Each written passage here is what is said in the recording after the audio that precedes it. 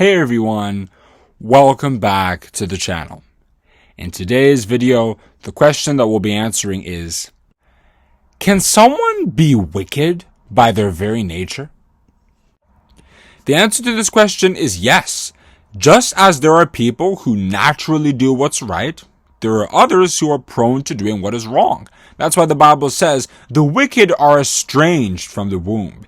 They go astray as soon as they be born, speaking lies. That's Psalm 58 verse 3.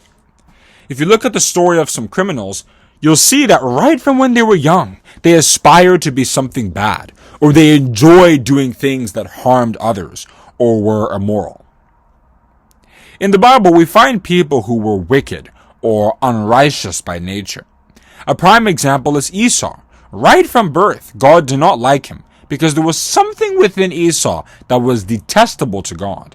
That was why God said, "Yet I loved Jacob, and I hated Esau, and laid his mountains and his heritage waste for the dragons of the wilderness." That's Malachi chapter 1 verses 2 to 3. And Paul even cited that in Romans chapter 9 verse 13. God told Rebekah that she had two nations in her womb. Physically, it refers to the two earthly nations that came out of her, Israel and Edom, but spiritually, it refers to the fact that one belonged to God and the other belonged to the devil. Satan had tampered with Esau. That was why from birth, Esau did not belong to God's plan. Also consider the sons of Jacob. Jacob himself was a righteous man who did the will of God throughout his lifetime, but his sons were quite the opposite. Apart from Joseph and maybe Benjamin, most of them were wicked.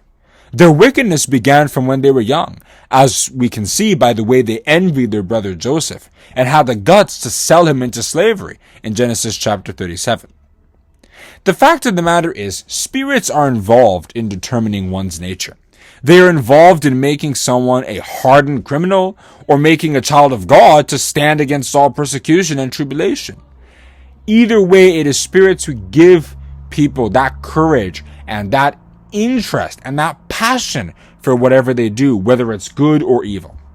And that is why God asks that we give him credit anytime we become something good, right? When we see ourselves as responsible, we can save money, we can worship him, we can overcome temptations. That is not because of our own ability. It's because we were born to do what is right.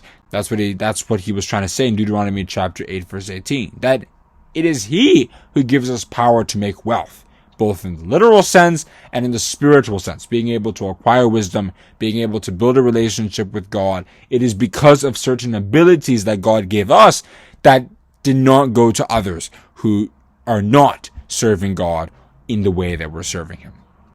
So that explains how the wicked are often wicked by their very nature. It's not necessarily something that they learn over time. Of course, they learn how to perpetrate their wickedness over the course of their lifetime, but that idea of wanting and liking things that are evil is typically something that those people are born with. Just as people who do right, they're also born with such tendencies.